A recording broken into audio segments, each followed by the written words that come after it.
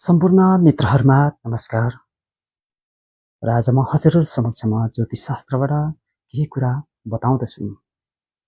ज्योतिष शास्त्रमा कुण्डलीमा दिशा र तिनका मालिकहरूको निर्धारण महत्त्वपूर्ण छ। फरक फरक दिशाहरूमा फरक फरक ग्रह स्वामी हुन्छन् जसले तिनीहरूको प्रभाव निर्धारण गर्दछन्। दिशा र उनको मालिकहरू हुन् जस्तै यस कुण्डलीमा म देखाइरहेको छु।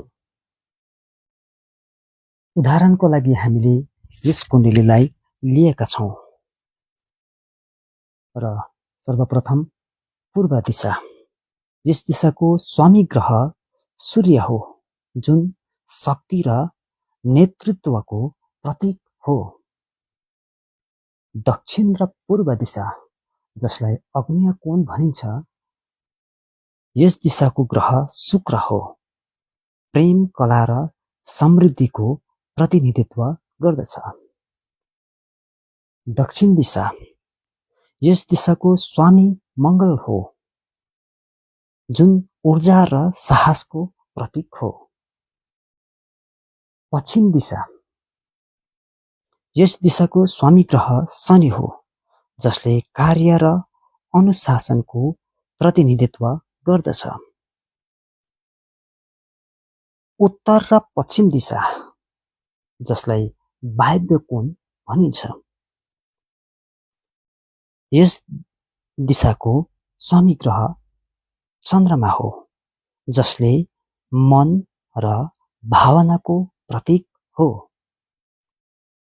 उत्तर दिशा।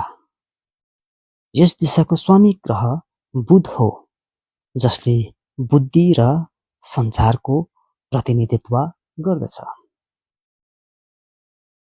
र त्यस्तै गरी उत्तर र पूर्व दिशा जसलाई ईशान कोण भनिन्छ, यस दिशाको स्वामी ग्रह गुरु हो जसले ज्ञान र समृद्धिको प्रतीक हो।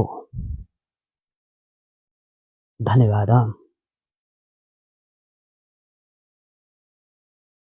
ज्योतिष शास्त्रमा भविष्यवाणी र उपायहरू बनाउन यी दिशाहरू र तिनका मालिकहरू बुझ्न महत्त्वपूर्ण छ। धन्यवाद।